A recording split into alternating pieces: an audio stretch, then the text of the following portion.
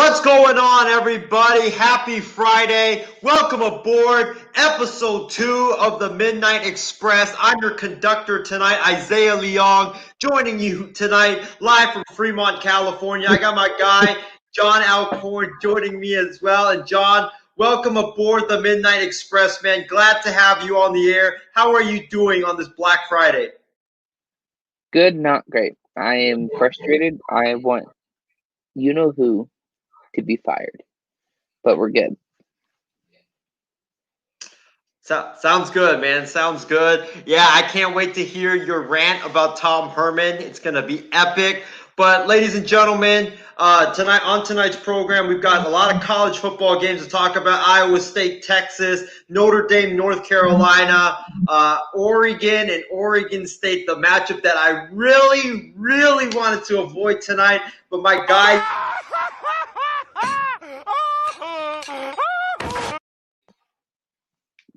guys kidnapped me from my house, tied me to my chair here in the garage studios here in Fremont, California, and made me talk about this game. So I have to do it tonight. And then we've got really great news to talk about, which is the Vanderbilt, in Vanderbilt, where there will be a female kicker in tomorrow's Vanderbilt, Missouri game. We're going to be talking about that. And then last but not least, we'll get into the NFL and we're going to go into the Dallas Cowboys' loss to the Washington football team and if Mike McCarthy should be one and done in Dallas.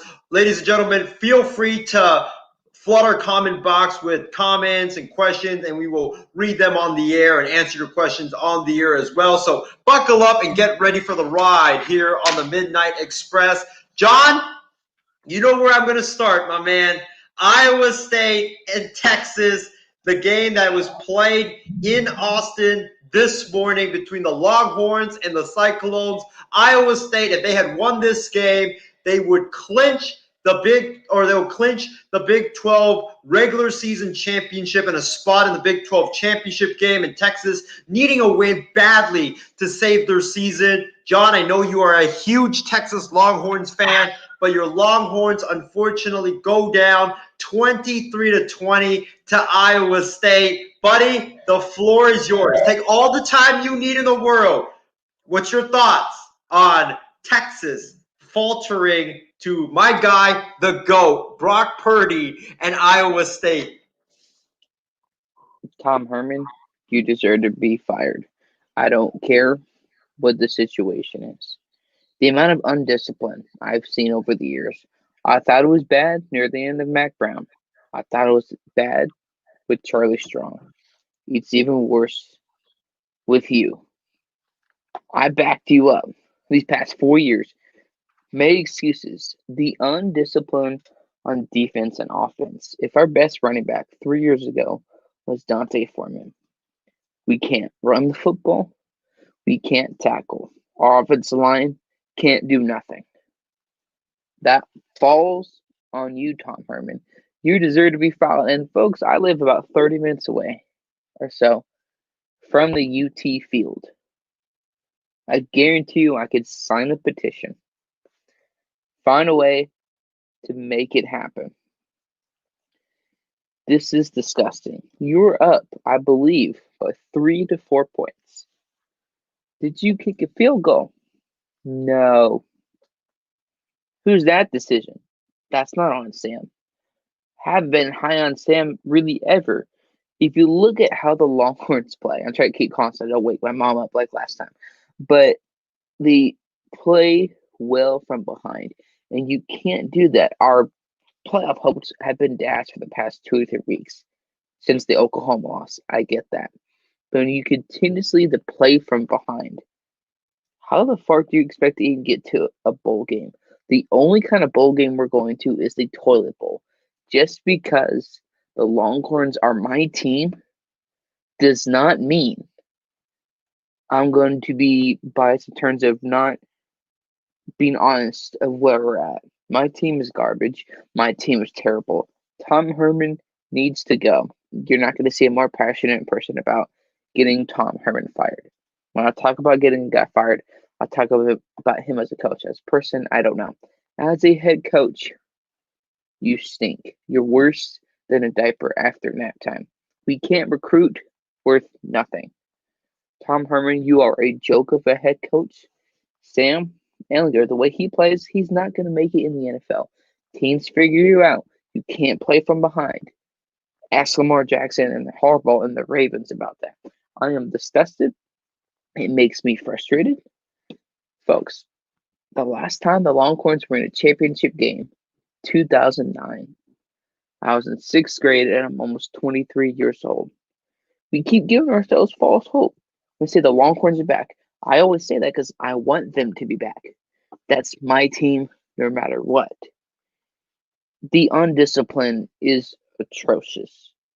We can't run the football. We can't do anything. It's like our offense some games has the groove and we get it done. But when it matters, I don't know if we're taking plays from Jerry Jones and Dak Prescott. But we play terrible when it matters. When you're up by 4, why didn't you take the field goal? Were you taking plans or whatever like Atlanta did in the Super Bowl 3 years ago? That is absolutely unacceptable. I know why Isaiah feels about this a little bit on the group chat. Texas, I am disgusted beyond words. If I could really express how I feel, probably the neighbors would be calling for a noise complaint. I'm disgusted. I want to go down there tomorrow to get him fired. I don't care. Our season is over. You're 4-3. You're 4th in the division. You're only, if I'm looking at it right now, you're only 2 games ahead of Texas Tech. You're only 3 games ahead of Baylor. And after that, that's Kansas in last place, who hasn't won anything since probably before my parents were born. There's absolutely no reason why we should be playing like this. Number one reason or couple reasons we could think about is why can't UT recruit? Is it because of Tom Herman, the locker room culture, whatever? A lot of those things can play into why Texas sucks. I'm not biased. They're my team. You should have never been playing like that. There should be more of what we used to be. I demand a lot more from my Longhorns. I'm a hard ass when it comes to my football teams. I don't give excuses. I don't do nothing. This is disgusting. This drives me nuts. If Tom Herman does not get fired, either before the season ends or after, it's a big middle finger to Longhorn fans and everywhere, and they're showing they don't care about us fans. They don't care about nothing about what we're doing, rooting for the team, ticket sales, and all these other things that's happened since Tom Herman came in. Tom Herman talked about discipline, remember, when he first came here. Well, folks, where is that discipline? I don't see it anywhere. So at this point, I see no hope with Tom Herman in his future. There should be absolutely no chance that he's here after this season. He should be on the hot seat.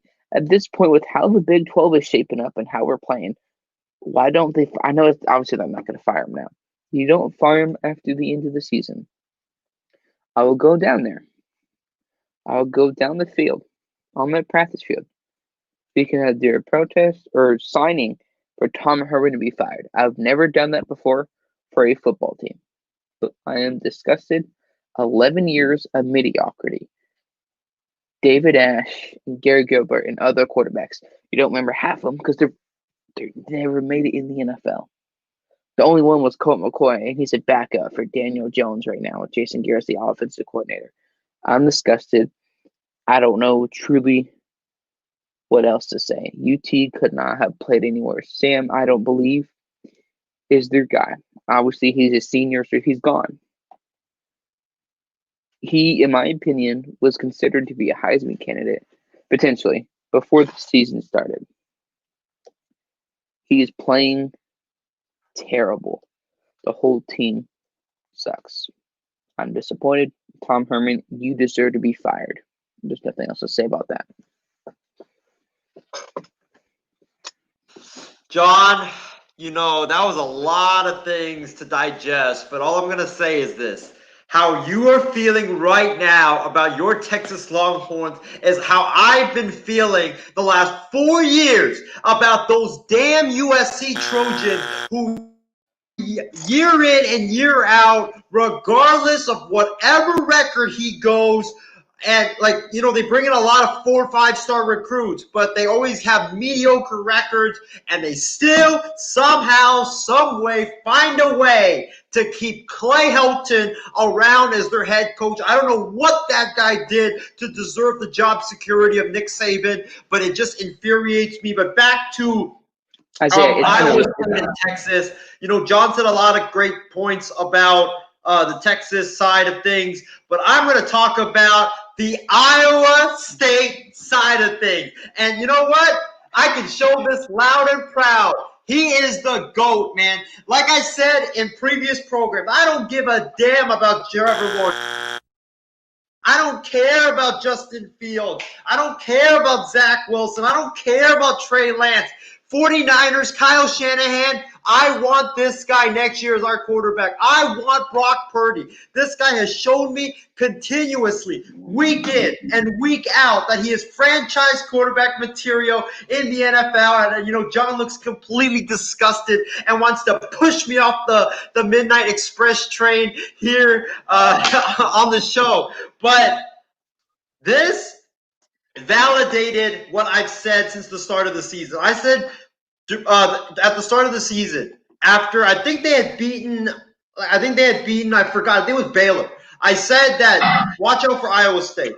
Iowa State is not like any other Big 12 team. All the other Big 12 teams are offense, spread offense, air raid, and no defense. Iowa State is a team that is like an NFL team. They are a team that likes to run the ball. They have a very strong offensive line. They use the tight ends a lot. They use their wide receivers for screens and motion. And the defense is one of the best defenses in the NFL. Brock Purdy, I think he's a prototypical NFL quarterback. He's got great footwork. He's got a great IQ. He's got great vision. He's got great pocket awareness. The running back, Breece Hall, the guy has ran for 100-plus yards every game throughout this entire season, except tonight, or except like today, when he only ran for 91 yards. He was 9 yards short of 100, but still very impressive. Iowa State, like I said earlier, they are an NFL team in the Big 12. They are a team that wears people down, and that's what they did tonight for against the Texas Longhorns. They played great defense, and they ran the football.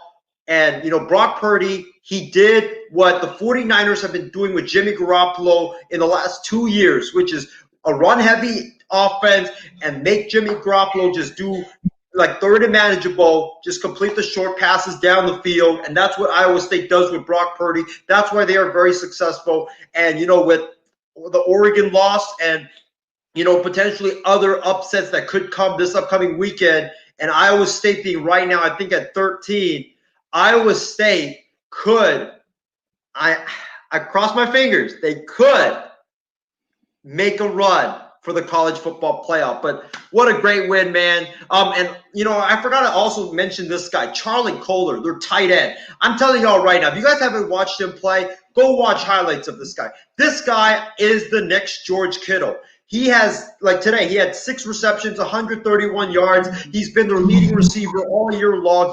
He's a great blocker. He's a guy that has great hands, great at catching the football. I think he's going to be a stud come the next level. I think there's 3 guys on Iowa State right now that are going to be studs come the next level. Brock Purdy, Breece Hall, the running back, and Charlie Kohler. But, man, it's going to be exciting to see Iowa State and the GOAT, Brock Purdy, go up against Oklahoma. And let's see if Iowa State can beat Oklahoma for the second time in a row this season and sweep them.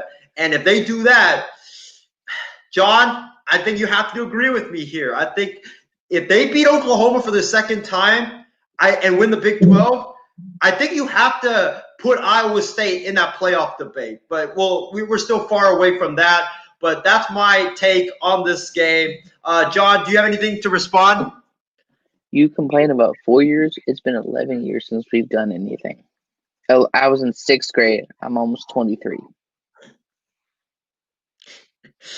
Yeah, man. I mean, I feel your pain because I watched Alabama play Texas. I watched Alabama play Texas in the national championship game. And then, trust me, I was rooting hard for your Texas Longhorns because I hate Alabama with vengeance. I just absolutely hate Alabama.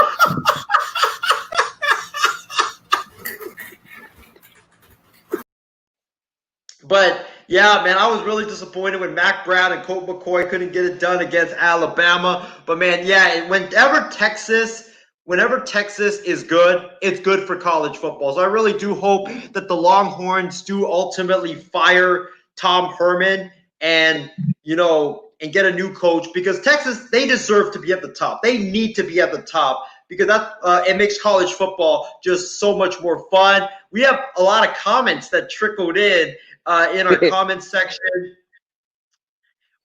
Let's first we have Callan McClure commenting tonight. LFG, why are we doing programming when we're supposed to be off for the week? Well, Callan, I just had to, do a program tonight because of all the great college football games that came on today. And, John just wouldn't let me take an off day. John just wouldn't let me take an off day because me get off my teams losing and not facing the music, so he had to drag me on the air to face the music of these pathetic Oregon Ducks losing to Oregon State. But we'll get there in a bit, guys. We also have Shardot Gupta saying hi, Isaiah. What's up, Shardot? Thanks for tuning into tonight's show. Also, Chardot says, I'm so happy about your boy Brock Purdy, who had an amazing performance. Thank you, Chardot. Hopefully, Brock Purdy can continue what's he done in the last couple of weeks. Casey King says, I'm still in pain from that USC versus Texas national title game where Texas beat us. I was at that game, but I'll admit that Texas earned that win. Casey, you're not alone. Whenever I mention Texas to Jonathan Mathis, my fellow co-host on Wild Sports Talk, he cringes badly, and he also walks off the set. So you're not alone. You said I see what? Yes. Yeah. So sports game. Yeah, Casey, you're not alone in that regard. Casey King also says, anyways, Texas, they need to change big time on the coaching front. Totally agree with you. Casey also says, hi, guys. Good evening. Hope you all had a wonderful Thanksgiving. We all had a great Thanksgiving, man. I mean, I don't know if you guys saw my Facebook, but I posted like a large Thanksgiving dinner that me and my family had. It was great. John, what did you do for Thanksgiving?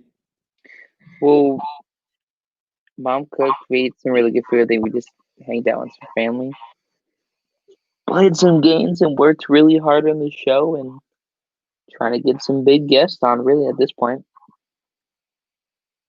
Awesome, man. Also, Callan is writing in through the MI6 Sports Network, knowing Isaiah Brock is going to end up with Callan's Bears. Hey, I mean, Callan, if Brock Purdy ends up a Chicago Bears, I'm going to have to change this shirt from gray to navy blue and orange to support my guy if he's on the Bears. So, maybe we can both root for the same team. Mitch Trubisky on Sunday. Mitch Trubisky on Sunday for the Bears. I'll let you guys get back to what you were. Oh, man. Let's see. Shardot Gupta also says Brock Purdy is going to be the star quarterback for the 49ers next season, and the guy will absolutely dominate. John, any response? To Chicago, not San Francisco. Chicago. He's not going to San Francisco. Any responses, John? No. That's all I have to say. No.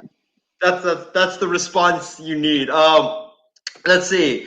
Callan, I think, also writes when Isaiah says could, that usually means it won't happen.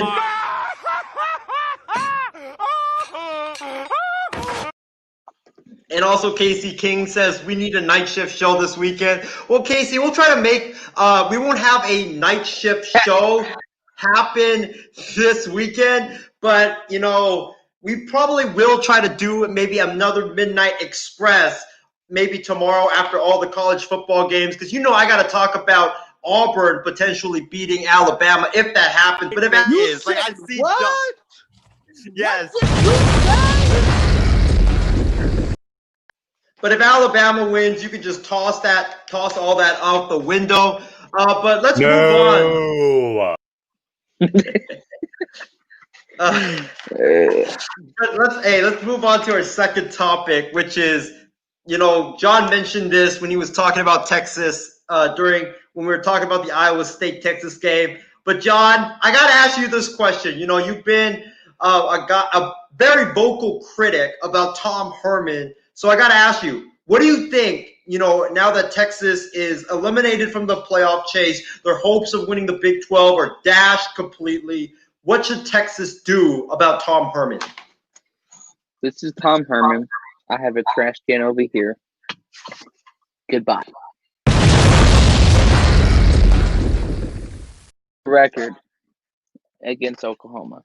About the same record as Charlie Strong, who is as disciplined as a toddler trying to learn how to use the restroom. He should be gone, and if he's not gone, I'll get a petition started. I'll go down there and we'll sit on the field until he gets fired. Because I'm not putting up with mediocrity. I'm not putting up with BS. I don't have to be an owner to know Tom Herman is not the guy. He talked about discipline, and it's not there. I don't know. I'm trying to keep my composure because I'm frustrated. He should be gone right now. I have no respect for him as a head coach. He should not be the head coach anywhere. He's one of the many reasons why that we can't do anything. You have a decommit, a top recruit for 2022, decommitted, and went to Ohio State out of all colleges, and you lose another top recruit. What happened to Texas years ago that used to be able to recruit well? Why all of a sudden are they not able to recruit? I don't know. Part of it is Tom Herman. He needs to be fired. Again, this is Tom Herman. I have a dumpster fire and a dirty diaper ready. You can go. In Texas, I don't want you on this football team. Not in NCAA, not in Madden, nothing. You don't deserve to have a college football coaching job next year. I have no mercy on you for that.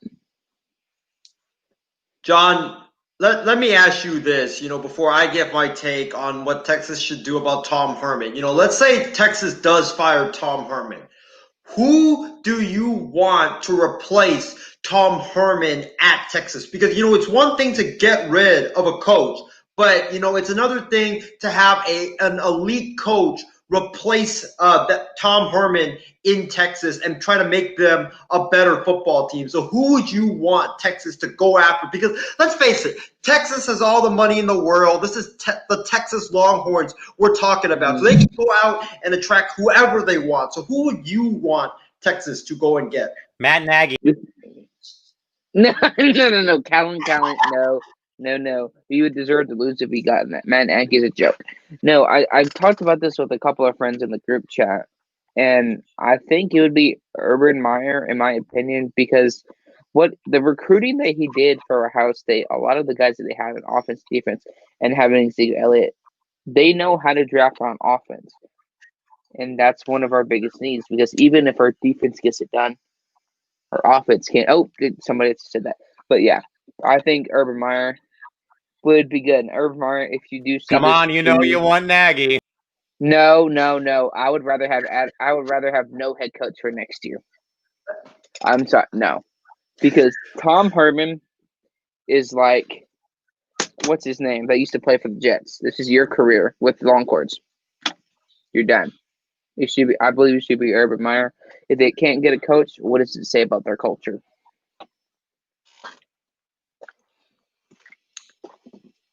Well, we got some comments trickling in from our comment box. We have Casey King. He's got a suggestion for who Texas should hire as their new head coach. Adam Gase. No. That's come on, John. You want Matt Nagy. If there's a GIF, no. Shardo Gupta also agrees with Callan. Matt Nagy could be Texas's new head coach. Let's see. Christy Wilson. If Matt Nagy is the new head coach, I am not just throwing a towel tantrum. I will march down there to Austin and not decommit it from happening. I would be disgusted.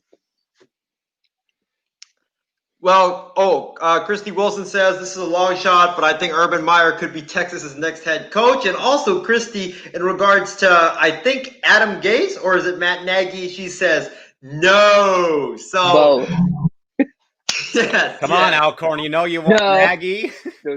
No. Or you want Adam Gase? Neither. I would rather have a vacancy. Or Matt Patricia. I would rather have a 5-year-old kid than any of those head coaches combined into one. No. John, I got one for you. Oh, jeez. Jeff Fisher. Come on, John. You know you want Lovie Smith, but would I interest you in Clay Helton or Jack Del Rio? Imagine the biggest football toddler tantrum combined with that would be the longest rant of a video. That would be like an hour-long video. I would probably get noise complaints. I'd probably have to record a thing in my car.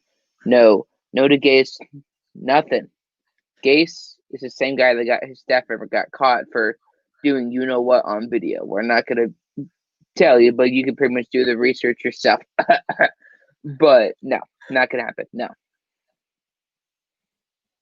All right, we got also some comments. If Matt Nagy from Christy Wilson, if Matt Nagy does become Texas's head coach, the Skoo and Callan will riot. I'll be relieved when that happens. No. I would be doing like the writing and not the legal kind, not doing that dumb stuff that people are doing with looting, but like in terms of complaining in front of the office, I'll make it happen. You think that other people are passionate? No, I'll make it happen. It's not happening in my control. No. John Fox to Texas, you know you want. No, I can't stress that enough. I would give my next year of rent for those guys not to come to Texas at all. No, my next 50 years of rent, the wedding ring one day go away. Chardell. Come on, Alcorn, you know you want Don't Gase you dare, back, big fella. Imagine I have all the coaches.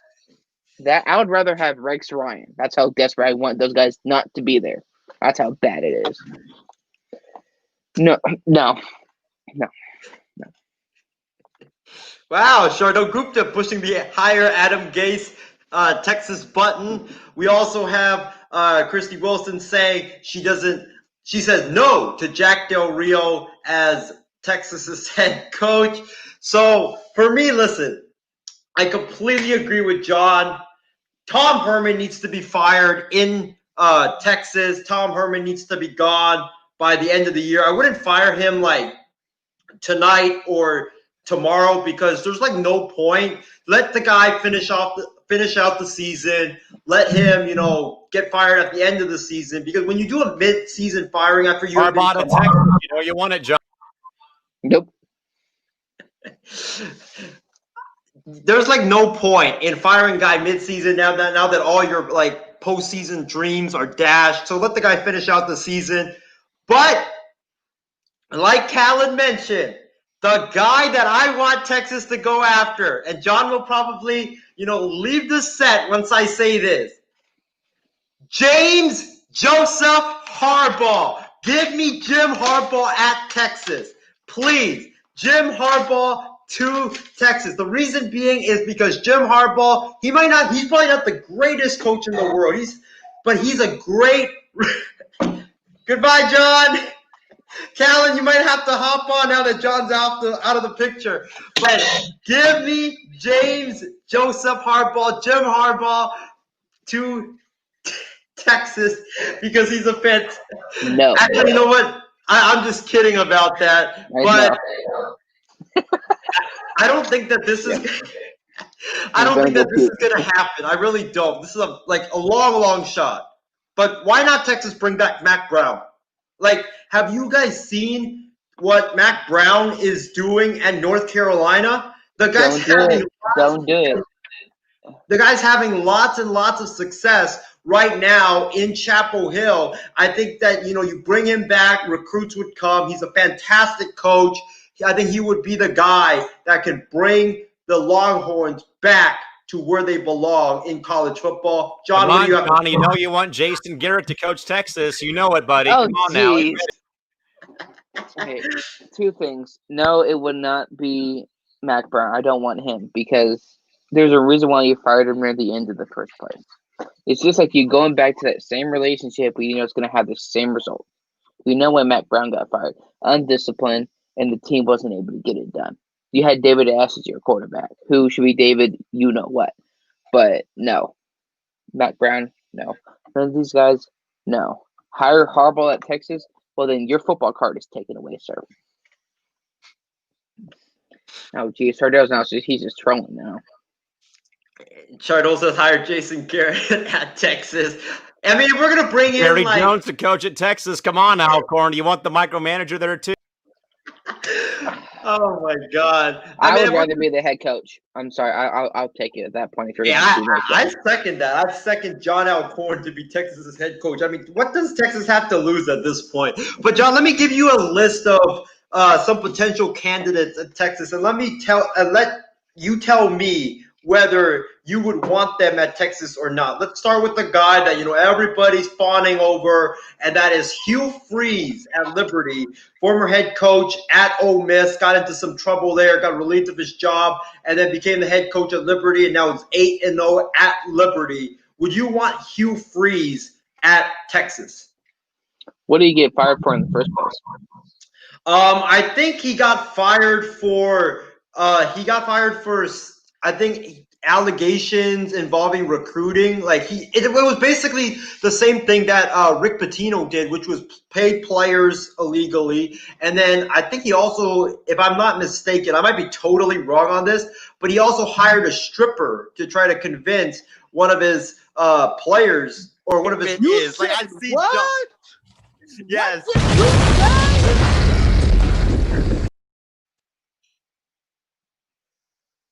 Seriously, if that's how your mentality, heck no. You either want to be with a program or not. But if you have to get to somebody thinking with the opposite of this just to join your program, no. Actually, by the way, I just did a little bit of research about why Hugh Freeze was fired, and it looks like he was fired because he hired an escort service for his recruits. No. Yeah. If you have to get a woman to entice teenagers, really, they're teenagers, to be a part of your program, no. Just imagine if that's your mentality now, this is him. You're not going to Texas. No. Just lost that. No, not going to happen.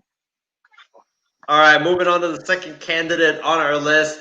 What do you think about Matt Campbell, Iowa State's current head coach? Iowa State right now is leading the Big 12. They're on their way to the Big 12 championship. He's had a great year. He's developed Brock Purdy. He runs an NFL-style offense. What would you think about Matt Campbell at Texas? Remember, he also did, prior to Iowa State, he did have success at Toledo. So would you be intrigued by Matt Campbell to Texas? I mean, it would be interesting, but why would he leave Iowa State, especially if they had the success and, let's say at worst, don't make the playoffs, but they get to the Big 12 championship game and win it? Why would he leave? Like, at that point, you would have to have either an insane amount of money, because we know he's starting to be able to recruit. If I were him, why would I leave Texas in the first place? I would be intrigued, yeah, but why would he leave in the first place? All right, and what do you think about Billy Napier, current Louisiana Lafayette head coach? He did lead Come his on, team. Johnny. You know you want Bill O'Brien from the Texans. Oh, gosh. I would rather have me and Isaiah. Isaiah would be the GM, and I would be the head coach at that point. Don't forget Martin Garcia. He did what, So, Isaiah? Billy Napier, any thoughts on him? Louisiana Lafayette head coach has had a lot of success there. He did beat Iowa State and my guy Brock Purdy. So what do you think? To be honest with you, no. I think when you think of a lot of these candidates, it's not just the open range. You're gonna have to. Don't just pick just anybody. You have to do a lot of research. We've had Charlie Strong, Tom Herman, all of these guys come up with all these empty promises and that can't execute. So I would have to say no on that one. All right, and last but not least, John, what do you think about Steve Sarkisian, former Falcons offensive coordinator, now Alabama's offensive coordinator? He's been a head coach at Washington before, was the head coach at USC before the whole. Don't worry about that, John. How about Charlie Weiss?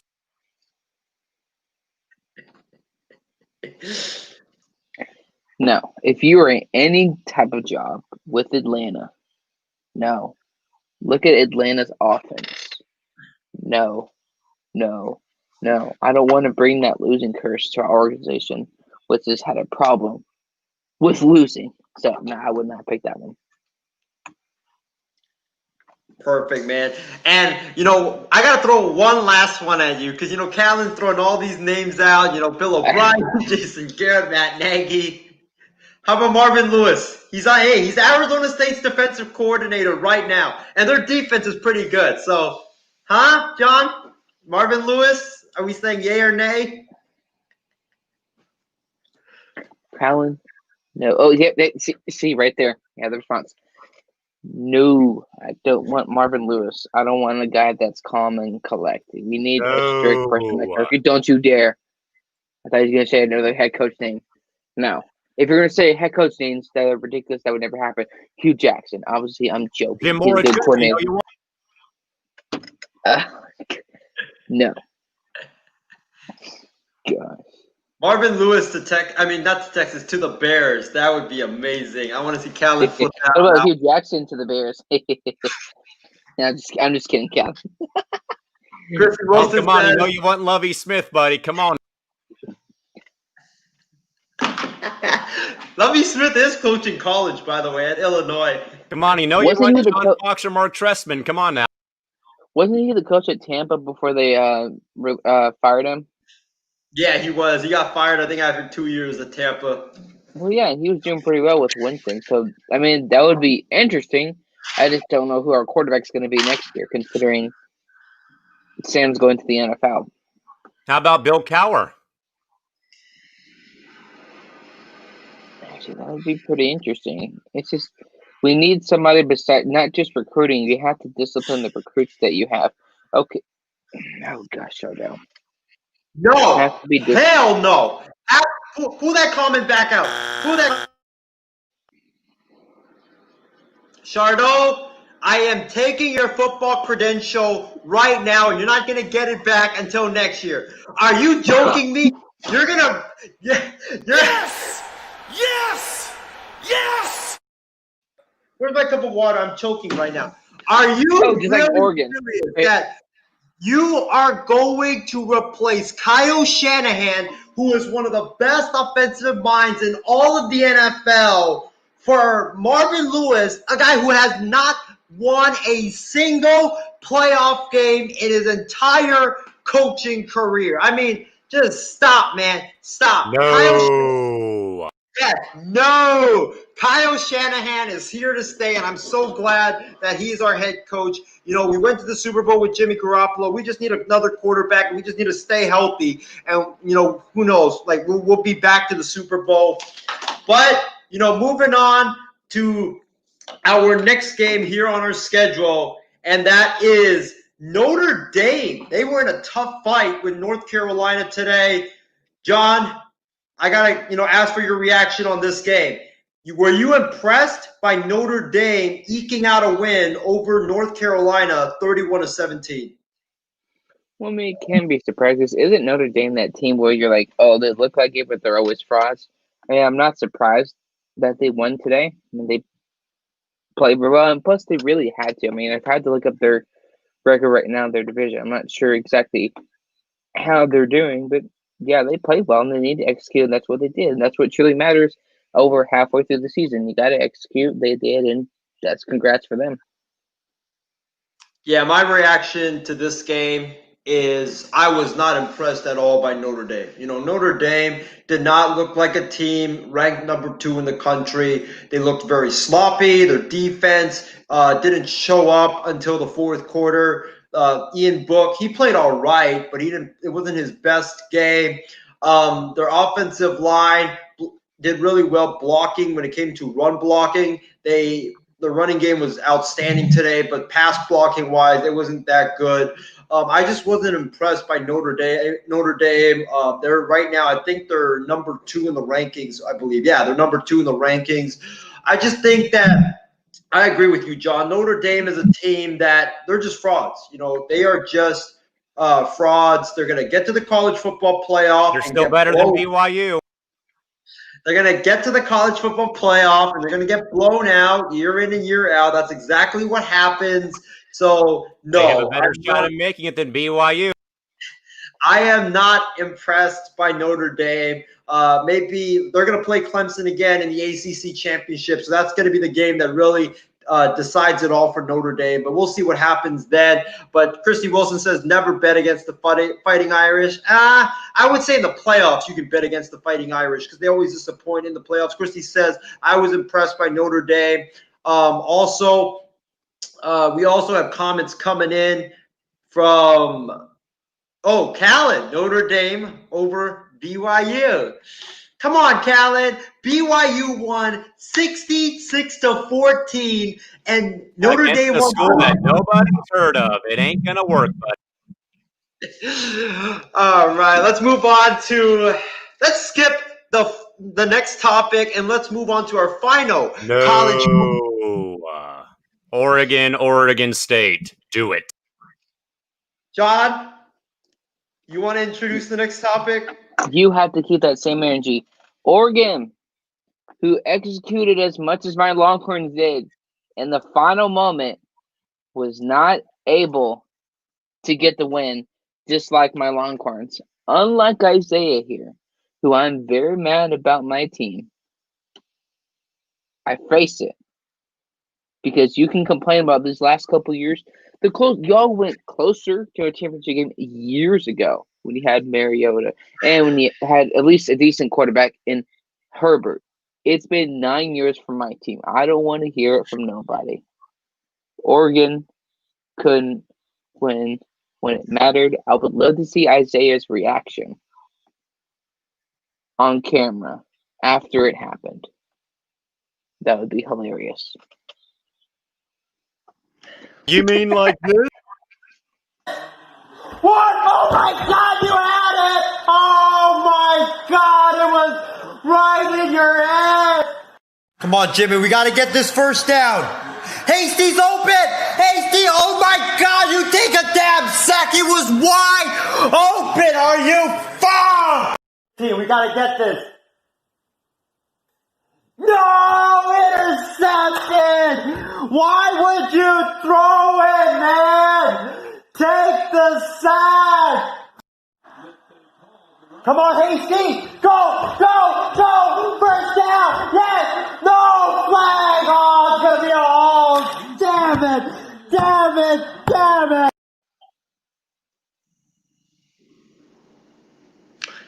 Well, I guess the time has come for me to talk about this game. You better believe it.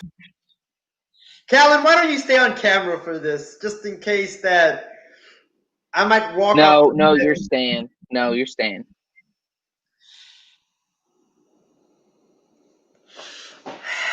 Where do I start, fellas?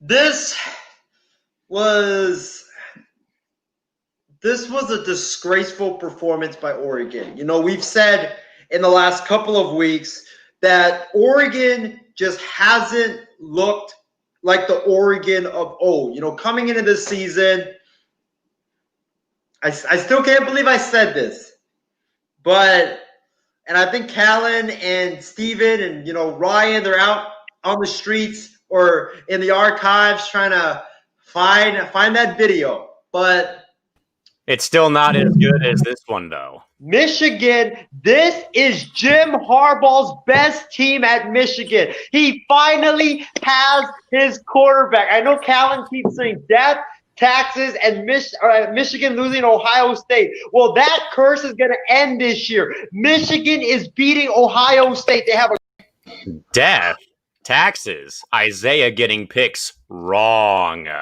Isaiah, back over to Dude, you gotta be careful what you say. It's gonna back up. This was disgraceful. I can't believe I said that Oregon was the runaway favorite to win the Pac-12. I look like a complete idiot for that. The Ducks.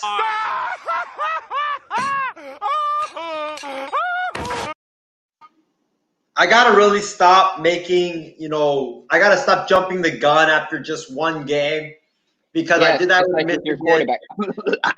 Yes! Yes! Yes! I did that with Michigan, and then now I do it with Oregon. Can you be an Oklahoma fan next year? I just don't have any words, man. Can you root for the Dodgers next season, please? Oregon was supposed to be the most complete team in the entire Pac-12. I mean, they had a great offense. They had a great quarterback. They had a great running back. They had all these great 5-star, 4-star recruits on the offensive line. And, guys also coming back. They had great receivers. They had great tight ends. Their defense was loaded with 5-star talent, 4-star talent all across the board. And they lose to Oregon State. They lose to Oregon State, a team that the Ducks have owned for the past 10 years. You lose to Oregon State. Are you? And not just that. In the last 2 weeks, this Duck team, their defense, which was supposed to be the best in the entire Pac-12, they gave up 35 points to UCLA and their backup quarterback, and then they follow it up by giving up 41 points to Oregon State. That's just inexcusable, man. I watched this game from start to finish today. Their quarterback struggled. Tyler Scholl, the guy was supposed to be he was regarded as, the successor to Justin Herbert, a guy that was supposed to be the next big-time quarterback at Oregon. And what does he do? 20 for 31, 285 yards, 2 touchdowns, 2 absolutely atrocious interceptions. Oregon's running game couldn't really get going. Travis Dye had 12 carries for 93 yards. Jalen Reed had a big run, a carry for 37 yards and a touchdown. C.J. Verdell, 9 carries, 36 yards. They didn't run the football that much. Oregon got too one-dimensional in this football game. They started throwing the football right down the field every single down. That's not who Oregon is. Oregon is a run-heavy football team. They are a team that, like the big offensive linemen that just push. Keep going. And that's what Oregon is. And they got away from their identity, which was running the football. They got too pass heavy, and that's what killed them today because let's face it, Tyler Scholl, he might be a very talented quarterback. But right now, he's a very young, unpolished, raw quarterback that is not capable of being like Justin Herbert and leading your team or putting your team on his back and leading you to victory. That's not who he is. You have to rely on the run game. Oregon did it, and that's what killed them today. And, their defense, I don't know what's going on, man. Their defense was supposed to be like I said earlier, but you gave up 263 yards passing to Tristan Gebbia, 1 touchdown.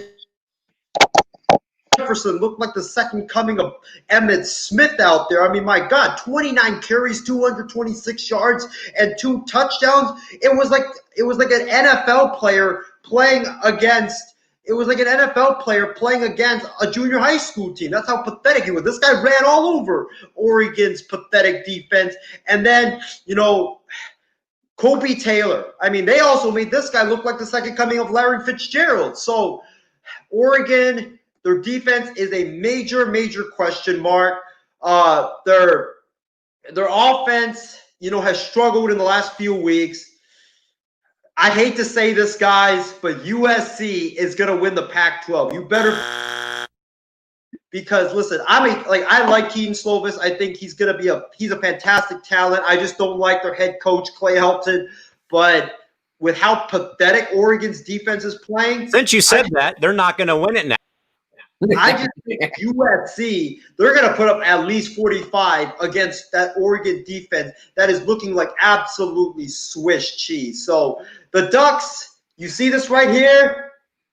Bye-bye playoff hopes, because your playoff hopes are done, and you deserve it. You like that? You like that? Playoffs. You deserve it after that absolute pathetic performance you put on in Corvallis, Oregon, against your rival, much less. Y'all should be ashamed of yourself. Y'all shouldn't even be allowed to get back on that bus. Y'all should be, you should be made to have to pay to go ride the local public transit back to Eugene, Oregon. That's how disgraceful that performance was. But Keep John, Sure. I'm recording you ranting. Come on. Just keep going. Keep going with Oregon. Come on. I've got everything off my chest. Go ahead, man. What's your thoughts on this Oregon State game? How do you have a defense and you give up 41 points? 41.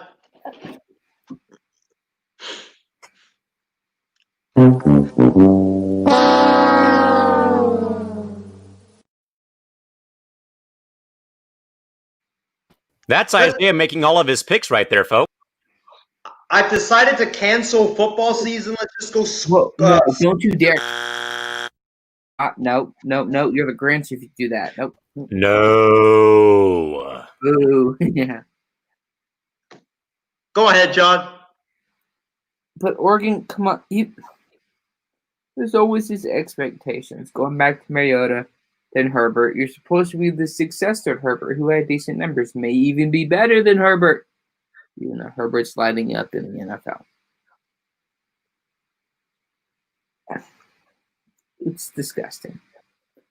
But I wanted Isaiah to keep ranting. This is why I was recording. Christy was asking, what are you doing? I was like, no, I'm not taking a selfie. I'm recording Isaiah's rant on it so that if he backtracks later, it's on there and I can upload it to social media.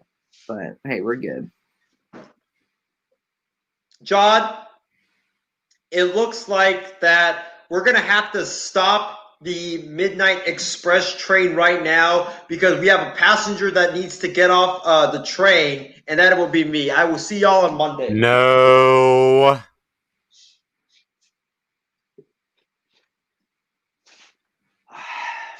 When's the last time my team made the playoffs? It's been 11 years, and I'm still sitting here right now. I'm almost 23. I was in 6th grade. Wasn't even 12 yet. You want to jump off the train together when the train is... No, I keep the same energy. Win or lose, and there's been a lot of loss in 11 years. With a lot of... Burchell, David Ash, nobody remembers because he, guess what, went undrafted. Colt McCoy to the Browns had the injury. You have to keep that same energy, Isaiah. Your team wins or loses. You've been so spoiled with these other teams, with the Lakers and all of these other teams. Got to get used to it. Join the club, and then maybe you two can get back into it. All right, man. We got some comments that trickled in while, I was busy ranting about the pathetic state of those Oregon Ducks. But let's see. Christy Wilson, or let's start with, Christy Wilson comments, Callan being a savage right now. Shardot Gupta also comments, Callan is being an absolute savage. Casey King, Oregon barely beat the baby blue Bruins of UCLA last week, and I can see Washington now winning the Pac-12 North. Casey, I completely agree with you. I think Washington wins the Pac-12 North. I just think that Oregon's defense is looking absolutely atrocious. Washington's got a good defense. They got a team that plays kind of like Iowa State, a run-heavy offense, a pro-style scheme. So I could see them winning the Pac-12. Christy Wilson asking Callan, are you eating M&Ms, Cal? Callan, we need an answer. Honey roasted peanuts. By the way, with Callan mentioning or showing off his honey roasted peanuts, guess what, ladies and gentlemen? The food streak has continued here on the MI6 Sports Network. It was me that said it, not Isaiah, so I can talk about food. Yes. Christy Wilson, are you taking a selfie, John? I think John. I was recording Isaiah do his rant so I could have it for record for later. Actually, John was he was taking a selfie, or he was doing those fashion shots of himself, while I was ranting. Oh, who do you think? I'm a 22-year-old grown man. I don't do any of that stuff. Gosh. All right, let's see. Here, Christy Wilson has her Sasha Banks shades on. You better believe it. Callan was wearing them too, I'm pretty sure, while I was ranting about Oregon's pathetic state of affairs. I have a whole show I have been. Yes. Christy Wilson also comments that Oregon is not winning the Pac-12, and neither is USC. We'll see about that. Christy also comments, if I had to pick a team to win the Pac-12, I would pick UCLA. That is actually, UCLA has looked decent the last couple of weeks. Chip Kelly. I'm sorry, Brian Finley. It's Chip Kelly. Chip Kelly. No. Christy, I'm sorry. I enjoy having Brian Finley on. We'll keep in touch. But it's Chip Kelly. That's all I should have to say. Christy Wilson also says, get back here, Isaiah. Well, Christy, I had to, get back on the train because our producers, pulled me back on the air and threatened me with some consequences. In the same state. I'm not even in the same state as you. I'm in Texas. You're in where? But that's how the Midnight Express works. We can stop the train anytime we want. No. And just stop. Let's see. Shardo Gupta says, I want Iowa State to win the Pac-12. Shardo, unfortunately, Iowa State is actually in the Big 12, not Pac-12. But, John, let's move on to our final college football topic, and that is a very our next college football topic holds a lot of historical significance tomorrow, and that is we're going to get our first female football player in Power 5 college football. The Vanderbilt, they're going to start Sarah Fuller, who is their goalie for their soccer team, as their kicker tomorrow because their team has been completely ravaged by COVID-19. John, I want to hear your thoughts on this historic move by Vanderbilt, bringing in a female kicker or female goalie from their soccer team to be their kicker for tomorrow night's game against Missouri. Carly Lloyd's better than Danny Pinero, and also he's better than anyone else the Bears have had. Go ahead, John. This is not. People are probably not going to like what I have to say, but I find it insane. You could literally have anybody else. This has nothing to do with her being a woman, but this is imagine what plays we've seen in college where defenders are coming. Those are 250 plus defensive linemen. If they come her way and block the kick, tackle them on the foot, she's not. It would be like 350-pound lineman hitting let's say 100-pound woman, 95-pound woman. That, to me, probably not the smartest idea, but who do you really have? You could use your third or fourth string quarterback, but again, if you don't even have that, then what else do you do? Don't they have a third or fourth string quarterback? That's what they're there for, though, right? Nope. They all opted out because of COVID. Oh, jeez, my God, what's it? Well, if that's what you have, then fine. But people don't like what I have to say. I just think that just be careful. It's nothing to do with her being a woman. She can handle her own. But these are 300-plus defensive linemen, and if they tackle her versus one of us, it's not you, but it's specifically a football player, it's a different story.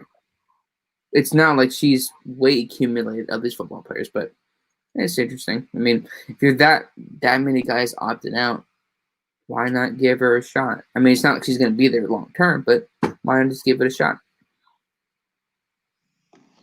Yeah, John. I mean, for me personally, well, Christy Wilson comments. She says that the Vanderbilt football team having a woman to be their kicker is awesome in her opinion. Listen, I I really think that this move, I said earlier that this move by Vanderbilt, it bears historical significance. She They shatters. haven't won a game yet this year, so why not take the chance? Yeah, exactly. But she shatters the glass ceiling in football. We've always wondered, like, what if a woman were to go in and play football? What would happen? We'll see it tomorrow. And I'll be pretty sure to tune in. But John, I completely agree with you. I'm kind of fearing for her because of two reasons. Number one, like you said, these are 300 to 350-pound defensive linemen that are going to come charging at her at full speed to try to block the kick. And if one of them lands on her, she's screwed. Let me make this clear. This is not she's a woman. I think that as long as they protect her, she'll be fine. She'll be great. Don't do it just to make historic news. Exactly. Do it because you think that she could be a good fit. That's what matters. Whoever is a good fit. You don't know. She could be great, or she could be the next Garski of the Titans a couple of weeks ago. You don't know. But it's just for one game, so I don't see a problem with that. Yeah, I think that she'll do fine. But the second thing that I'm actually fearing for her is that, like, the pressure. Like the pressure. They haven't won a game yet. There's no pressure. No, for a female being the first kicker, that's the pressure. Yeah, there's no pressure. But yeah, I'm really excited to see her play on the football field. This could honestly, if this works out really well, like let's say she goes four for 4 in kicking field goals, and she kicks the game-winning field goal or whatever, and she has a really successful day. This could be the entrance that women need to come in to potentially playing football, whether it's college or the NFL. We've seen it. Carly Lloyd, she wants to go and kick in the NFL, but nothing has really come up yet in terms of that situation. So I'm excited to see what Sarah Fuller does. I hope she really does really well. I'm going to be tuning in and cheering her on like crazy because, like Christy said, she could be a trailblazer, and this could be an opening that women need to play football in college or the NFL. So I hope that she does really well. Cardinal Gupta also says this is really exciting to have female athletes can be as equally as competitive as the guys, and she can bring enough talent to this football team. Totally agree with you, Chardot. John, let's move on to the NFL now and talk about some of the Thanksgiving duds that were yesterday's games. I mean, we had two games that one of the games being 41-25, the other game being 41-16. The worst part about yesterday, John, I think you can agree with me on this, is that our main entree got taken away. A lot of people, I'm pretty sure all of us were looking forward to that Ravens-Steelers game on the nightcap, but instead that got taken away because of COVID, and we were left with the Cowboys and Washington football team, followed by the Lions and the Houston Texans. But you know what? I'm looking forward to seeing that Steelers game on Tuesday. But in terms of yesterday's game, we got to talk about the Cowboys. The Cowboys lost again. They got drugged by the Washington football team. It was not pretty to watch. Their defense was garbage. Offensively, they really couldn't do anything in the second half. John, I got to ask you, should Mike McCarthy be one and done in Dallas this season? And feel free to also give your thoughts on what you saw yesterday by the Dallas Cowboys. He shouldn't have been one and done. He should have never been there in the first place. When you conduct a big business decision on a sleepover for grown men, you tell Jerry Jones, one of the most dumbest owners in football right now, besides Dan Snyder, You watched every single play. I hope you're joking. This is an organization who I've said had good players on paper. But it doesn't matter because they can't figure out a way to execute on the field. After the Andy Dalton issue, count all those now. After I woke up my mom, after what I said, they're done. I don't care if they win another game or not. This is nothing. I don't wish anything upon nobody. But when you have an organization like the Dallas Cowboys that don't rally around Andy Dalton, they just stand on the sidelines. That to me means you're done for the season. You don't care. You have no fire. You have no energy. Where was that against the Browns with Dak Prescott, with those weapons, with somewhat of the offensive line and Ezekiel Elliott? Where was that then in the first place? There's just no excuse. Dallas, at one point, it was 10-10. Washington, a team with no logo, a team that looks like an upside down McDonald's logo. Alex Smith having the greatest comeback NFL story, in my opinion, of all time, if not in the past 20 to 25 years. 2 years ago, you led your team continuously to a playoff appearance, contending in the division. Doing it again 2 years later. Also, I want to address this comment by Christy. No, I don't. If you hurt the team emotionally, you rally around your quarterback. You don't just stand on the sidelines when a guy could hurt him physically after the season or longer. That's not an excuse. But going back to my comment, now 2 years later, literally bring your team back to playoff contention in the first place in the NFC East. Now the NFC East competing for the toilet bowl. All teams are also now competing for second place with 3 wins.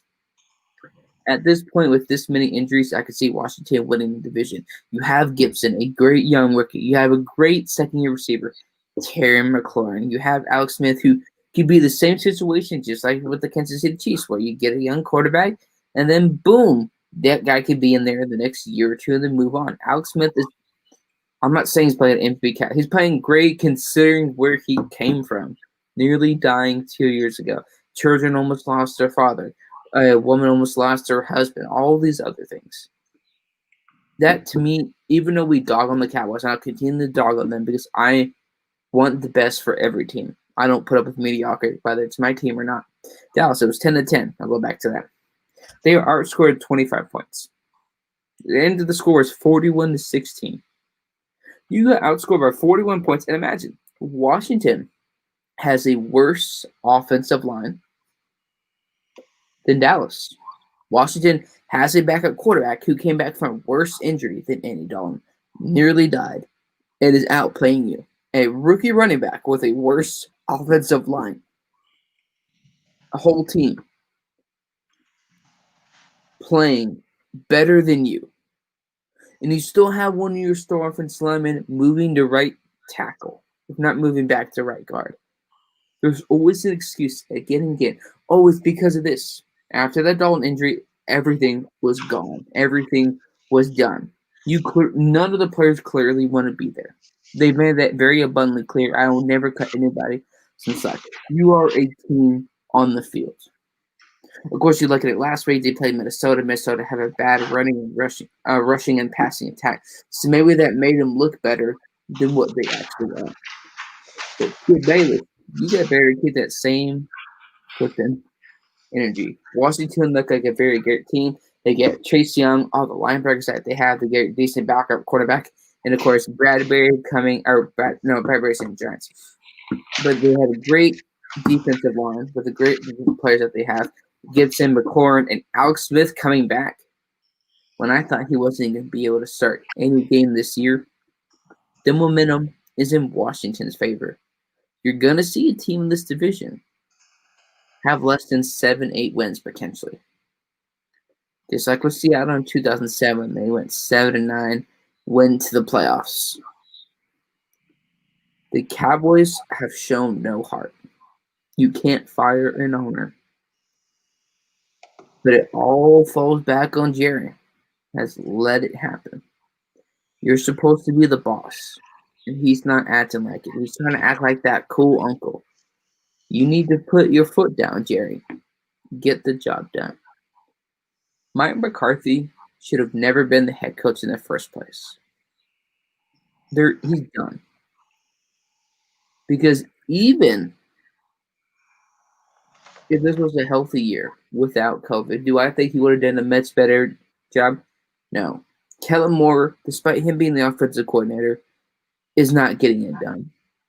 So even if it was without COVID, you would see the same results, I believe, with Kellen Moore. Because even Dak Prescott, even with them being healthy, they still weren't getting it done. They lost. They gave up 35-plus points against the Cleveland Browns. The Cleveland Browns, folks, who Baker Mayfield can't get it done as a pass. You could see, depending on how this season goes for the rest of the year for Dallas, Dak could be gone. A lot of guys could be gone. DeMarcus Lawrence, I haven't heard from him much this year at all. I don't know if he retired from the NFL or they voted his contract because he hasn't showed up much this year. Washington is looking good. Maybe because it's the NFC least. Maybe they'll probably be a one and done. But at least that would be the best story this year in sports, along with LeBron and the Lakers win the championship for Kobe. That, to me, though, that story, with at least Washington making the playoffs, even if they lose, would still be a great story. From nearly winning the division 2 years ago, nearly dying, to being back in the playoff setting 2 years later would be a great story. Great points, John. I have to disagree with you. I think that, Mike McCarthy, I don't really have an issue with his hiring. I think that, he's a guy that is a good offensive coach, not great, good one. He won a Super Bowl, but I don't have a problem with his hiring at all. The guy that I have a problem with on the Dallas Cowboys coaching staff is Mike Nolan. Mike Nolan should have never, ever, ever gotten the defensive coordinator job with the Dallas Cowboys. The only reason why right now Mike Nolan is the defensive coordinator of the Dallas Cowboys is because him and Mike McCarthy are buddies, and Mike Nolan being he, hired Mike McCarthy as an offensive coordinator and gave him his start in coaching. And, Mike McCarthy just hired him to, just pay him back. And that you can't hire your friends. I don't care how close you may be with them. You just can't hire your friends. Mike Nolan, let's look at the stats right now. Mike Nolan, when he was last the defensive coordinator back in 2016, Mike Nolan's defense with the Atlanta Falcons, they were ranked 31st in the entire NFL out of 32 teams. That's pathetic right there. Mike Nolan should have never been hired. He should have never gotten the job with the Dallas Cowboys and with Mike McCarthy. That was a terrible hire. Just look at what he's doing with the defense. The defensive line, they're getting pressure, but not a lot of pressure. The linebackers look lost. Their safeties look lost. Their cornerbacks look lost. Everybody on their defense looks lost. They don't communicate on their defense. They're having so many problems. Mike Nolan needs to be fired. He should have been fired 5 weeks ago. He should have been fired 2 months ago. This guy should have never gotten the job with the Dallas Cowboys, and it's a disgrace that this guy is still coaching as the defensive coordinator of the Dallas Cowboys. He could be a linebackers coach, fine, but not a defensive coordinator. This guy's defense, every time he's there to run a defense, his defenses are always in the bottom tier in the entire NFL. Jerry Jones, he needs to fire Mike Nolan, get a new defensive coordinator. They should have kept Chris Richard because at least Chris Richard did a pretty good job with that defense. But after Chris Richard got fired, Nolan comes in, and that defense has gone from up all the way back down to down. The Cowboys need a new DC. Might have to change up some of the defensive players on that defense, get some new safeties, some corners because they're getting beaten downfield all the time, and that's what Dallas needs. I would keep McCarthy for another year because he's an offensive-minded coach, and when Dak was there, the offense was humming. But the defense is a consistent problem this entire season, and if Mike McCarthy, if he does not fire Mike Nolan at the end of the season, because there's really close friends, if he doesn't fire Mike Nolan, Mike McCarthy can go pack his office and get the hell out of Dallas, because that's the problem right now with the Dallas Cowboys. I agree with you on that one, but Mike McCarthy, it's not just about the results this year. He shows no heart. He shows no passion. When you see him on camera, he's like, It's just you need a guy that doesn't put up with BS, that's passionate. I'm not seeing the passion. I'm not seeing the heart. I'm not seeing the drive in Mike McCarthy. That's what they had in the 90s with their last coach, and of course he left. He quit. He didn't get fired. He quit. That's the kind of personality the Dallas Cowboys needed in the head coach. You don't have that at Mike McCarthy. Wasn't he the same coach that got caught doing that? I'm not going to say that. But he got the job. Nolan should be fired. We can agree 100% on that. But I don't think Mike McCarthy's the answer either. Even let's say you get the best head coach. Would it even matter? Because Jerry Jones gets in his own way. It doesn't let the coach actually do his job. So, yeah, we'll see what happens moving forward in Dallas. Casey King says the Cowboys need to hire a new GM. Not going to happen when the Jones family is owning that team. Because good luck with that. Yeah, exactly. Good luck with that. The Jones family, they love to be hands-on. They would never hire a GM. Let's see, what else do we have? Casey King also says, and yes, I agree, they need a new defense. Christy Wilson also says that Jerry Jones is a total control freak. That's what's holding Dallas back. Jerry Jones being a total control freak that he is. That's what's holding the Dallas Cowboys back. But John, this wasn't originally on the script, but we have to get to it. Houston Texans throttled Matt Patricia and the Detroit Lions on Thanksgiving Day yesterday, 41-25. At least they got the Lions close. and Cowboys losing on Thanksgiving. What a great tradition. At least the Lions lost, or they got closer than the Cowboys, but still they lose 41-25. A lot of people have been saying Matt Patricia needs to go, and Matt Patricia should have never gotten that job. What's your thoughts on this game, John? And should Patricia be fired before the end of this week? He should have been fired last year. How do you, when you have a great talent in Matthew Stafford, and I'll say a quick stat before I move on. If you could mix and match 8 of the 11 seasons Matthew Stafford has started, over 5,000 yards and over 30 TDs. That being said, Matt Patricia should have never had the job.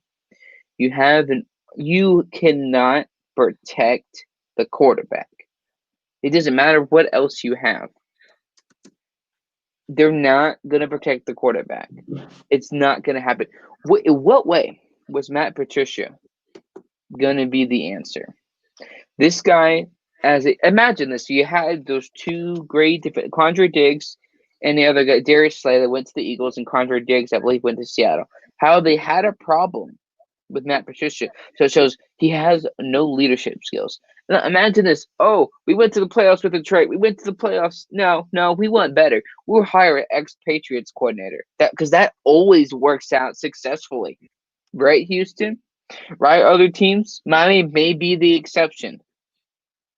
But there is no reason why he should have the job. Shouldn't have happened 3 years ago. Matt Patricia, I'm not saying he's a bad dude, but I'm saying as a coach, he shows no leadership, nothing. And when you have a quarterback, Matthew Stafford, despite what he's been through there, injuries and everything, has not, at least from what I've heard, or not heard, he hasn't complained. The coach is supposed to be the leader. Your guy that's had 6-7 wins, or maybe less than 10 wins in 3 seasons, is acting all excited on draft night. Last year, weren't they the same team that drafted 3 to 4 tight ends in the 2019 draft? You didn't address the offensive line. You didn't address the defense, who's been mediocre. You had Damon Snacks Harrison, who is now in the practice squad for Seattle, and I don't know if he's been released. The fact of the matter is, Detroit is a joke of an organization. Ask Calvin Johnson. Ask Barry Sanders. He should have never been hired in the first place. And if I'm a new coach that wants to get a job, not even pick Detroit. Because you had the same owner, same GM, the same mistakes again and again. Now, imagine, how does he get the job? How could they think Matt Patricia would be a fit? You know what? Let's look at Jim Caldwell. What was the problem? Let's fix it. Just like with Lovie Smith, you were on the chance of getting to the playoffs and Jameis Winston becoming a more accurate passer, and then boom. I'm not saying Jim Caldwell would have made a difference, but it's a much better solution than it is with Matt Patricia. Matt Patricia, when he smiles after whatever draft night, I kind of wanted to slap him in the face, because you're a dude that's part of an organization that's part of the problem. You have a talented quarterback like Matthew Stafford, who hasn't had the weapons up until about a year and a half ago. He needs to be fired right now, like Tom Herman. This is Matt Patricia. This is Tom Herman with no coaching job after this year. Goodbye. Great points, John. Let's go into our comment box and see what the fans have to say about this. Christy Wilson says, yes, Matt Patricia should be fired. Also, James Gonzalez says that the Detroit Lions should have kept Jim Caldwell in as head coach. Would make no difference anyways. James Gonzalez also says Belichick's coaches never do well as head coaches seem. Yeah, that is true, James. The only exception I think right now is Brian Flores. Brian Flores has done a fantastic job with the Miami Marlins. The Dolphins. Brain fart. Sorry about that, guys. But the Miami Dolphins, he's done a great job with them. James Gonzalez also says, I'm hoping for better with the Lions. Would make their Thanksgiving games better to watch. Yeah, that is true. We should. John, Callan, I think you guys can chime in on this. I think we should all root for the Lions to get some improvement this offseason, because it would just make their Thanksgiving games just so much more better and so much so bearable to watch instead of the stuff that we have to watch right now. Doesn't matter. They lost to Chicago on Thanksgiving last year. Shardo Gupta says, fire Patricia. I think everybody agrees with that. I agree with all of you guys. Matt Patricia needs to be fired. He should have been fired last year. The Detroit defense is one of the worst defenses in the NFL. They've been one of the worst defenses even ever since Matt Patricia has gotten there, and it just doesn't make sense. Matt Patricia, you're a defensive genius. What the hell are you doing having defenses rated in the bottom tier of the NFL? Like number 27 in your first year, number 30 in your second year, and now this year you're number 24. Your defense hasn't made any improvements whatsoever. You were brought in as this guy that, I crafted a great defense with the New England Patriots. I'm going to come into Detroit, and I'm going to have a great defense with Detroit, and your defenses have just been in the bottom tier of the NFL. He should be fired for that alone, and then you bring in what John said about the players having issues with him and his leadership skills. Put that all together. Matt Patricia needs to go. And also Bob Quinn, the Detroit Lions general manager, who brought in Matt Patricia, former assistant GM with the New England Patriots, who fired Jim Caldwell because he wanted to hire his buddy with the Lions. He needs to be out as well. This guy has been ruining the organization ever since he's gotten there. John wants to respond to my point about Bob Quinn. Go ahead, John. I just trying to get it on Twitter.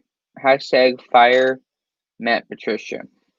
Just like you said, you don't hire your friends. If I worked with some of my friends just in general, we probably wouldn't be friends anymore.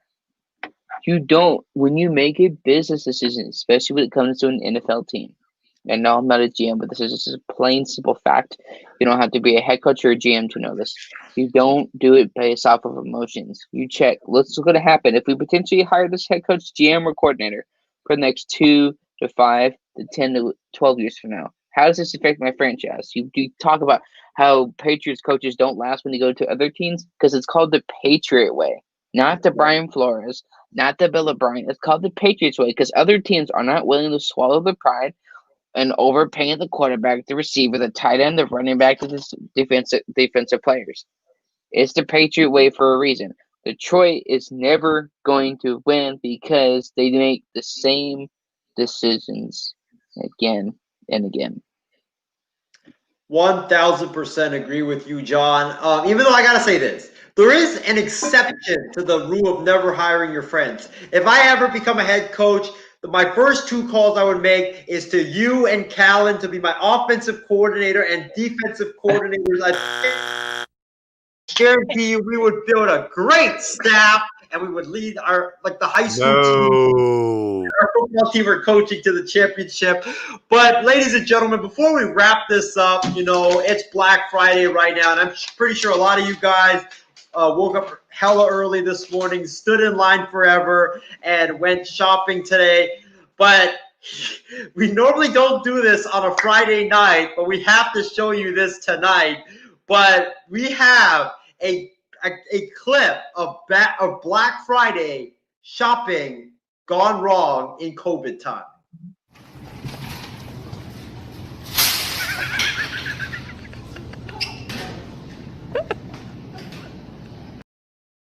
Here's you, here's Matt, there's you, there.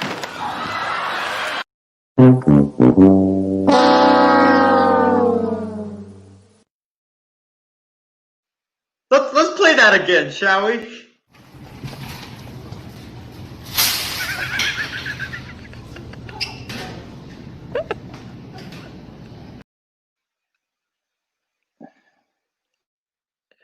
So, John, before you give your reaction, I'll give mine. Listen, this is probably what the guy was thinking. Oh my God, there's nobody here on Black Friday. I got the whole store to myself. No long lines, nothing. I got the whole store to myself. Let me go and, race down the whole store and get whatever I want. It was like a kid in a candy store. And ultimately, he ended up falling flat on his face. John, what's your reaction? Who goes shopping on Black Friday at the supermarket? Either you're a 5-year-old, even if it's Black Friday and nobody's around. When nobody's around, I do all kinds of things. Nothing like what other people would do. But definitely not that. Yes, I would act like a What are you eating? Is that Isaiah, put the food away. Is that pelican bread? Pumpkin bread. Okay, well, back to the topic. When nobody's looking, there's a lot more funny stuff in the store. What you could do is put, when a lady's not looking, put like a fart machine thing in her purse. Let her keep walking, follow her slowly, and keep pressing that button, and it gets louder. Funny stuff like that is clever. But also that's funny too. But it's like, bro, that looked like it hit somewhere where you probably don't want something to get hit when you.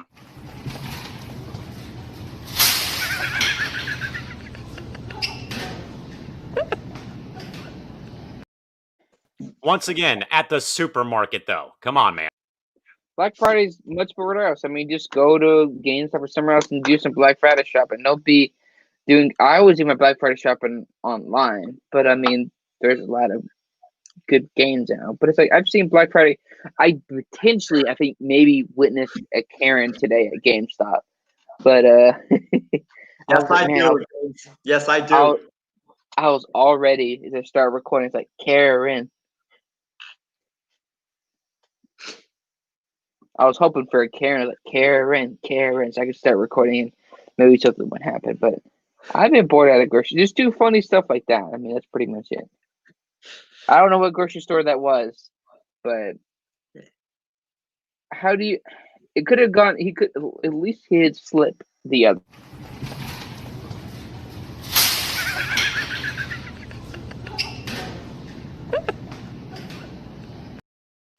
Can confirm that was Walmart. If that was a few seconds before, that could have been much more ugly. That could have been a scene where he may not have been able to get up or no grandkids. I'll leave y'all to do the math on that one. Well, Callan, I would disagree with you. I think that going to a grocery store on Black Friday is an amazing idea because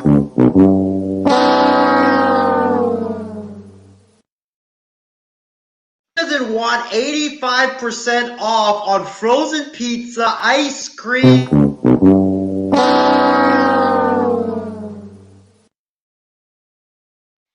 pies and apples, man. 85% off on all of the food. No. But yeah, I completely agree with you guys. We have some comments that trickled in. James Gonzalez, I was hoping that cart in his face would have met. That would have been a really ugly scene. James also says, yeah, that's a Walmart. James Gonzalez also says people do stupid things at Walmart from 11 p.m. to 5 a.m. I think it's got to be the Red Bull, man. John, you got to agree with me on that? It's got to be the I Red don't know. I've seen some weird stuff in retail, and I've worked in retail, so I don't know what it is. But like, I've done some immature things in grocery stores. I've driven the old people cart around, maybe hit a couple of groceries, but that I wouldn't do because then probably my parents wouldn't have grandkids.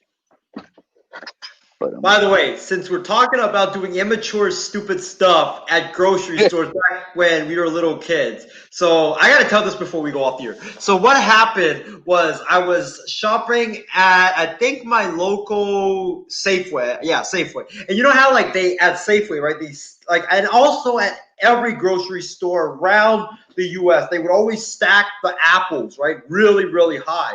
So one time I was just running around the grocery store being like a stupid little kid, running around the grocery store. And I guess I actually hit the apple stack. And guess what? All the apples came tumbling down. You had like 50 apples. It was like a giant pyramid. Boom.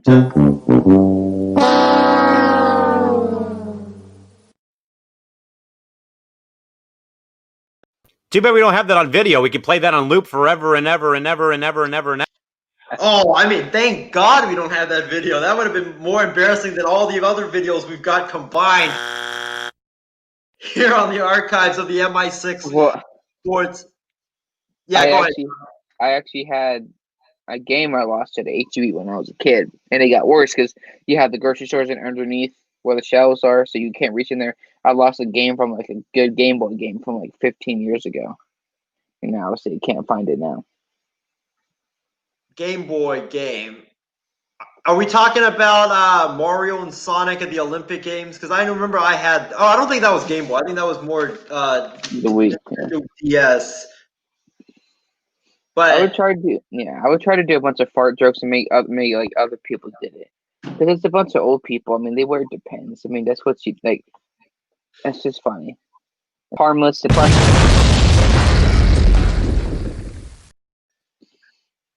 The train has gone completely off the rails, man. That's why it's the midnight train. You never know. The train is derailed. But hey, guys, it's been a great program, man. Thank you guys for hopping aboard the second episode of I was just gonna get to that. Let's segue now into final thoughts. You go first. I got a lot to say. All right, so for my final thoughts, before I get into my final thoughts, I want to thank James Gonzalez, Shardo Gupta, Casey King, Christy Wilson. Let's see. Who else we got here? Don't want to leave anybody out. Callan McClurg as well for tuning into our program tonight. And I think we got one more, right? We should have one more. I remember seeing it. Jamie, who else? We have so many comments. I mean, James, sorry. I don't want to leave anybody out of here. I don't want to leave anybody out, but oh no, I think that's all we got for tonight. But thank you guys so much for tuning in to the second episode of the Midnight Express. Really, really appreciate it. Like I've been saying for a long time here on the MI6 Sports Network, you guys are truly the best fan base on the planet, and we really mean that. So thank you guys for tuning in. But for my final thoughts, man, all I gotta say is this. I didn't go shopping today. I didn't, do any of that Black Friday crazy stuff. All I did today was I went to Napa, California, and did some wine tasting. That's why, like, some of my takes might be a little bit wild here tonight, but I'm kind of buzzed here, or I'm not feeling that good. But hey, I did some wine tasting. It was a great day.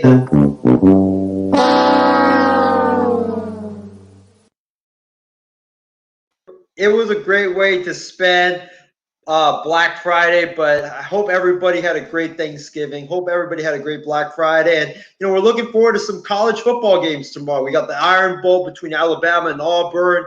We got a lot of rivalry games, plus the NFL, Niners and Rams. That's going to be an exciting one. So I'm looking forward to this weekend. But, John, what is your final thoughts tonight as we have completely gone off the rails here on the Midnight Express?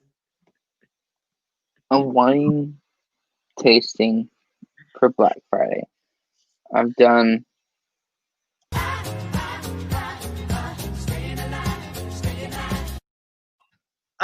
John, before you continue, we've gone so far off the rails that, why don't we just break open a bottle of wine and let's just start drinking here on the Midnight Express? No. Yeah, Valentine's. No. I usually do a Black Friday's hangout and maybe buy a new game or two. There's been a lot of games coming out, but you do whatever you want on Black Friday. But wine tasting is the last thing I thought. I thought you maybe would have gotten like a holiday drink at McDonald's or. But no, it really is about whatever. I've only been Black Friday shopping maybe once or twice in person because I was hoping I would see a Karen or something because I've never met a Karen. But other than that, I've always done Black Friday shopping online. It's just so much easier. Deals are always much cheaper. But two things. Tom Herman, get out of here. Fight McCarthy and Nolan, get the fart out of here and go back up into space because we don't want you on this planet with this football team. Wow, some harsh final thoughts from John. But ladies and gentlemen, just want to give you guys a reminder, MI6 programming will resume on Monday at 7:30 p.m. Pacific time, including the start of our 31 days of Hot Takes Bracket Challenge. I'm pretty sure, I have a lot of hot takes and moments. I'm pretty sure, a lot of, the stuff that I've said on various programs, it is, filled with half of our bracket. You see the bracket right here. We've got stuff like Adam Gase to USC from Ryan Schreiner. We've got Tua is Johnny Manziel 2.0. We've got Devin Booker as a top 10 player from John Mathis. Atlanta wins the South from Martin Garcia. LeBron James is not a top 4 player from Martin Garcia. Callan with the shades. Devin Booker to Orlando from Trevor. And we also have, the Pina Colada moment is there as the top moment of our 31 days of MI6. Make sure you guys tune in for that. That starts on Monday. And, ladies and gentlemen, it's been a great show. Tune in. Starting Monday, we will have our MI6 regular programming back to the regular schedule. But, ladies and gentlemen, have a great rest of your weekend. Stay healthy, stay safe, and we will see you guys back here on the Midnight Express. Maybe tomorrow, John. Maybe, right? We'll see. No. Monday. Read what it says. Monday. But anyways, guys, it's been a great show, man. Thank you for hopping on the Midnight Express once again. And we will see you guys back here on the MI6 Sports Network on Monday. Have a great night, y'all.